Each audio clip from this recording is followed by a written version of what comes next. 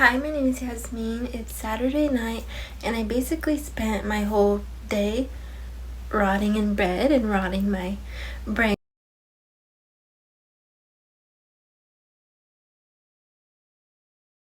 So I thought I wanted to combat that and just have like a study session, some class time, some personal curriculum type vibes.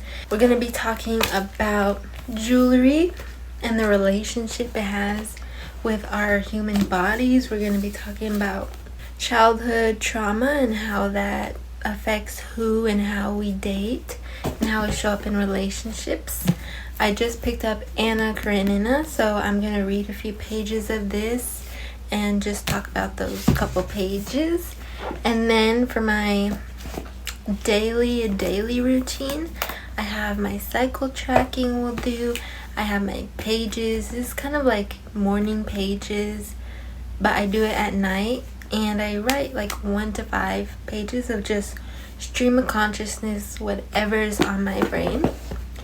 And then this is like my catch-all journal. I write word definitions, facts, random thoughts that I'll be writing in this for all of the other stuff, and then we'll talk about it. This is really just going to be a talking, chill video where whatever comes up, and then if you have anything to add on to what I say, definitely comment it down below and go check out my other videos. Starting off with Jewelry, The Body Transformed. This is by Melanie Holcomb, I believe. Melanie Holcomb. She did her big one with this, but in the preface there was one quote that I really enjoyed, and it says, "Jewelry serves as an extension and amplification of the different parts of the human physique." And I thought that was a really beautiful way to put it, because you wear a necklace, it can draw attention to your collarbone, which a lot of people, I think the collarbone can be really erotic at times and sensual, and wearing rings can draw attention to your fingers, everything. And like the way hoops move as I move my head, the way a stack of bangles might fall up and down your wrist when you talk, I think it's exactly that, extension and amplification of the human body. And then she also dove into the idea that a piece of jewelry is not complete unless it is being worn on the human body. I kind of compared that to like making a piece of jewelry that nobody wears, that is never loved by human skin and the human body, is like making a movie that no one watches. It is done, it is complete, but it's missing the human touch, human skin, human consumption. And I think a part of the reason why art is considered art has to do with the fact that humans give it meaning. We consume it, we critique it, we love it, we hate it, all of the above. And I wrote a little something. A completed piece is incomplete until it is worn by a human. It has not fulfilled its purpose until it touches the human body. We get into Mayan jewelry. I just thought it was so beautiful. But she says, the Maya valued green stones, known collectively today as jade. And this reminded me of a essay that I wrote about specifically Maya jade and the Mask of Calakmul. But in my notes so they say, this is a direct quote, the Maya valued green stones, and then we collectively know that as jade. And it invoked the mountains, God's water, and agricultural fertility. And I said, when you wear something naturally produced by the earth, you are channeling the earth. That is all fine jewelry, if you think about it. One of my favorite concepts of jewelry is the fact that it is all natural and coming from the earth. Silver, metal, silver, gold, diamonds, and we all like flex it. We all show it off. And it's like we're showing off the earth to each other. Yeah, you are channeling the earth or the universe even. Every natural element, basically. 100% you are channeling God. You are putting God on your body, amplifying the fact that we are nature. I think it's very common now to say like, oh, we're so far removed from nature, we're so far removed from nature.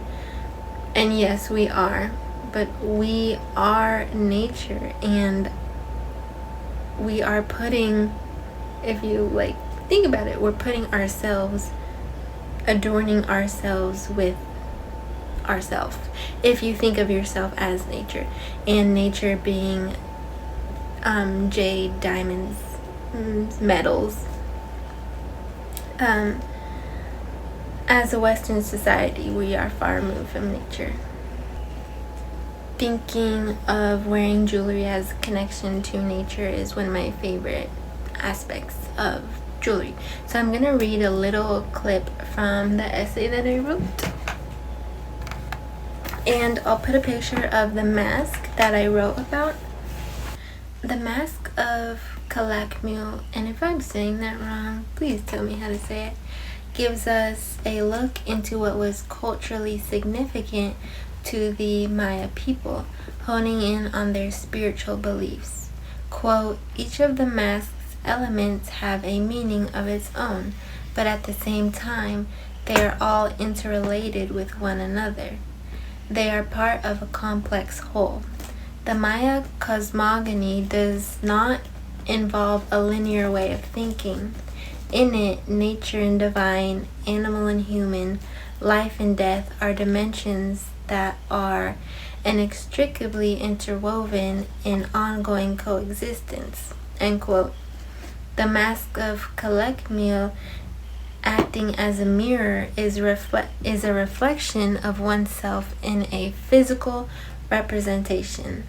That being of the belief that we are nature, we are not a separate species. So when looking at the mask, you see yourself, and you see the elements as an interlinked being. I have a lox bagel up there, and my cat just tried to jump to it. Anyways, so if you see yourself as nature, and you see jade as a piece of nature, and you carve it to invoke the gods of nature and represent different things from nature, then it's like kind of the I am you and you are me, but with a piece of jewelry. You see where I'm getting at? So that was my thoughts about jewelry. Let me know what you guys think. Am I totally tripping? Or am I onto something? Stop it! I do make jewelry, and I really love jewelry and working with metal and stones and gems and all that. And I want to be really, really knowledgeable and have a wide variety of knowledge about my specific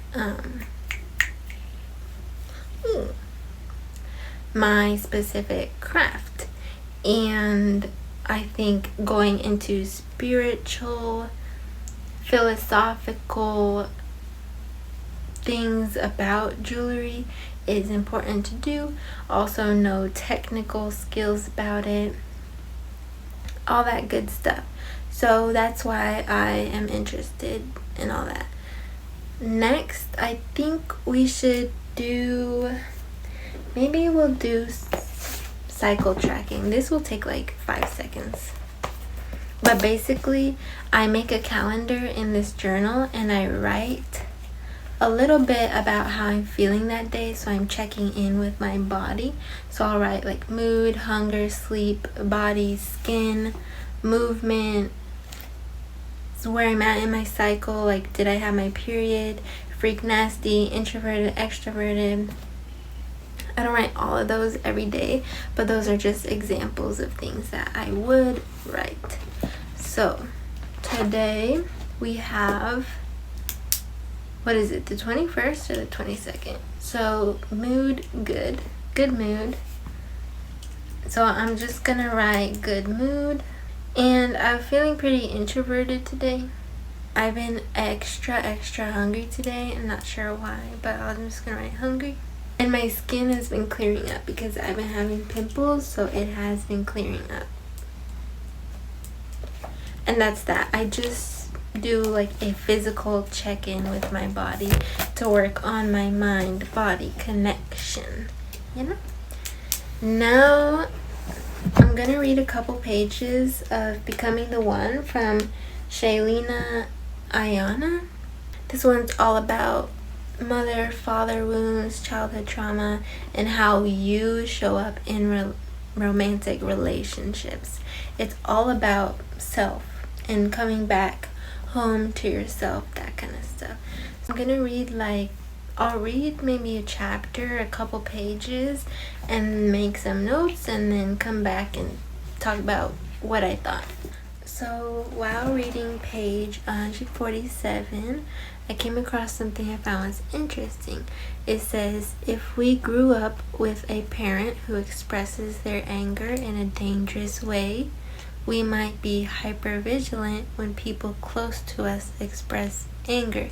And immediately that hit, because I wrote outward expressions of anger put me immediately into fight or flight mode, and I'm instantly pissed that that person who is angry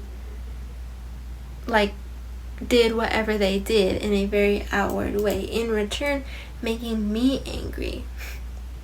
I said, I do not feel it does not feel safe for me to express anger, so why would it be safe for others? Classic projection. Anger feels wrong in myself, so that means it is wrong in others. And I said that I'm not entirely sure I know what a healthy display of anger is. Okay, so a couple things. One, yes, other people being openly angry about things, I am immediately in a panic state. I don't feel safe. I'm like, how do I get out of this? How do I make them stop being angry? One, it's not my job to make people stop being angry. And two, it's okay if seeing somebody angry, truly mad, it's okay if that's frightening. That's valid. That's very valid, especially with the way people have shown anger towards me in my past. It's valid. But what I notice in myself is that I'm projecting when I say, you can't be angry because I'm not allowed to be angry. And when I'm angry, it's scary. So when you're angry, it must be scary too. And I don't know exactly how I show anger, or if I even let myself be angry. I remember somebody asked me, what do you do when you're angry? And I was like, I've never yelled. I've never hit a wall, punched somebody, slapped somebody, did something like that. I just cry. That is my go-to. I'm not sure if crying is in a healthy way to show anger. Why wouldn't it be? I guess I think I'm very used to somebody yelling when they're angry, but screaming at the top of your lungs is not correct in every situation. I guess it depends on a whole bunch of things, you know. If somebody needs to be yelled at, like they're going to harm you or your loved ones, you're like in immediate danger, then yeah, like yell. But if somebody like messed up in some way, you know, why are you screaming at them? I feel, you know. Anyways, that also had me thinking about how men show anger. How men, as a society, a Western society, we've conditioned them that showing emotions is not okay and it's girly and feminine. Except for anger. Anger and lust, but anger. Men are allowed to be angry. But when a man is angry, oh, he needs to like get a hold of himself. He needs to get it together. He needs to get a grip. He's an angry, scary man. You know, we only ever accept anger from men and then punish them for being angry. Like, where does that get men in this society? Because we, you know, the second a man doesn't know what to do with his emotions, he resorts to what he does know, and then we punish him for resorting to what he does know, to what he knows. And not saying that me or you or anybody is responsible for the way Western men generally act, but I just think it's something to know. And if me or you or everyone is not actively doing something to change this, then how are we ever gonna change this, you know? I see a lot of men hatred. It's like cool, or it's cool to collectively bash men and openly hate them and openly be like anti-men. And I do it too. I'm not above anybody in this at all. It's just a thought. But the second a man is like, I hate when women cry, I'm like hello, like let's cancel this man off the internet. But when a woman is like,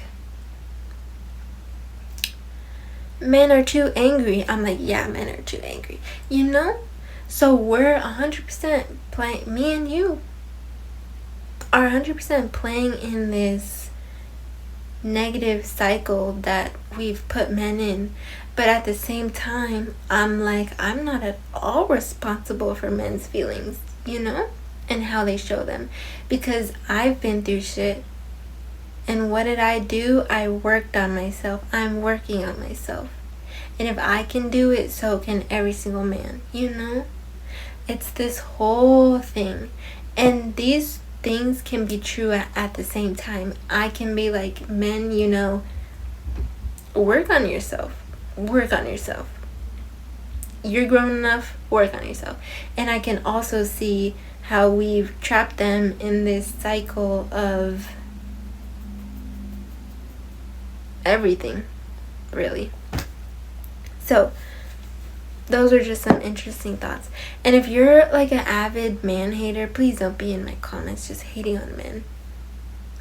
I do love men, and I love masculine energy, and I love seeing healthy masculine energy in other people, in other females, in myself. You know, you can have masculine and feminine energy at the same time, duality. So I just, yeah, those are some general thoughts that I have about men and society. I feel like it's also very controversial to be like, I love men on the internet, because it's so focused on hatred towards men. If I like, well, I do, I love men, but if I only ever spoke about how much I love men, people would be like, you're so male-centered, you're obsessed, you're pick-me. Anyways, next topic. I have to do my daily pages. So we're just gonna do one page, and this is purely stream of consciousness, brain dump, any and every single thought, secret, dirty, nasty, fucked up thing I have to say. It's in here. I'm gonna read you what I wrote.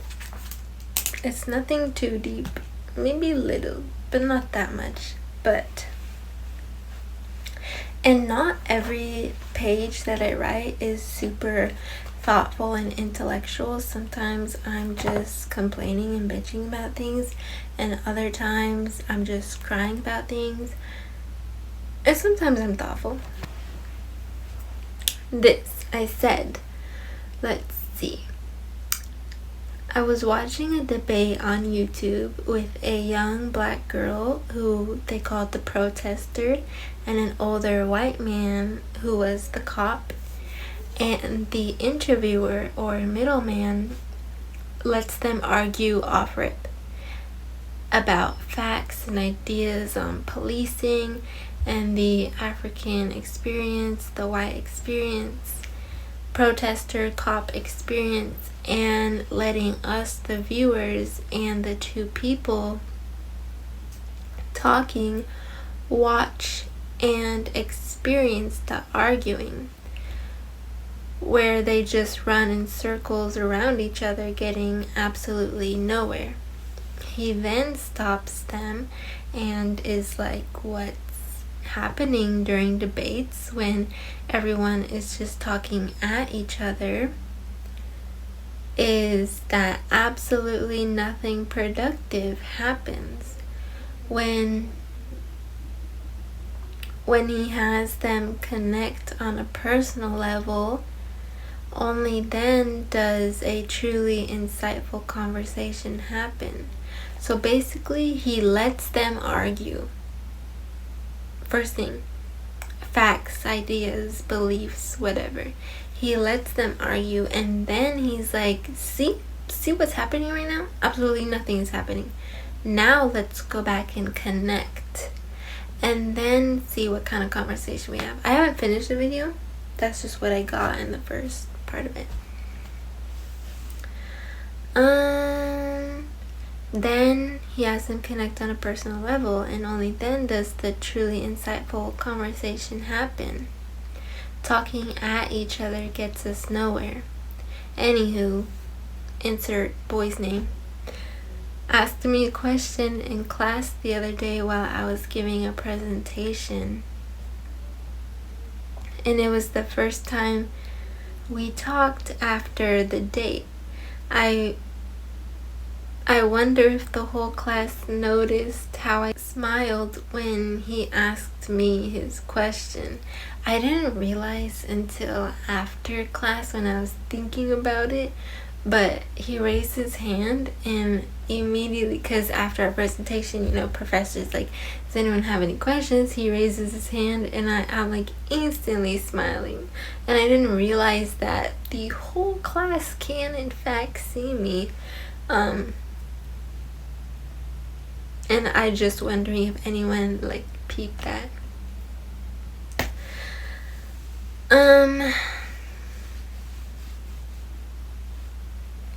I did really enjoy our time together, and it honestly makes me mad that he or somebody could feel a connection like that and let it die out. But we just wanted different things, and that is 100% okay. I feel two things at the same time. I feel mad that it was a really good date, but we just wanted different things at the end of the day and at the end of the date, if you get what it. And it makes me mad that happened. It just does. But yeah, we just want different things. He will find someone that can give him what he's looking for, and I'll find someone that can give me what I'm looking for. And I'm happy at the end of the day that I went on that date, and that date helped me realize that it's okay to be sad. A connection does not go past a first date. That is what first dates are for. I for sure put pressure on myself to make every relationship with men last and work. I put pressure on myself to make relationships with men work, even if they're not meant to. I'm like, no, it should, because then that says something about me. That's a whole nother thing. But yeah, I went on a date, and like, I wasn't gonna hook up at the end of it, and that's okay. He didn't force me to, but he wanted to. He didn't force anything after I said no, thank God. But it just made me realize that, like, oh damn, like, I low-key thought he was different. See, that's what I get for thinking he was different. But he is different. He was different, except that one part, and that's what makes me mad. I guess it makes me mad that he couldn't see, like, no. It makes me mad that he didn't want more than that from me. Yeah, but I still smiled like an idiot when he talked to me. Yes. So the next thing we're gonna do, I'm gonna read some Anna Karenina. I've read just the first chapter, but I haven't had time to read it all week. I want to make sure that I'm keeping up with my reading, just for fun, purely just for fun. Those I read just for fun as well, but I'm reading it to gain knowledge and insight. But this, I'm reading just to check out for a little bit.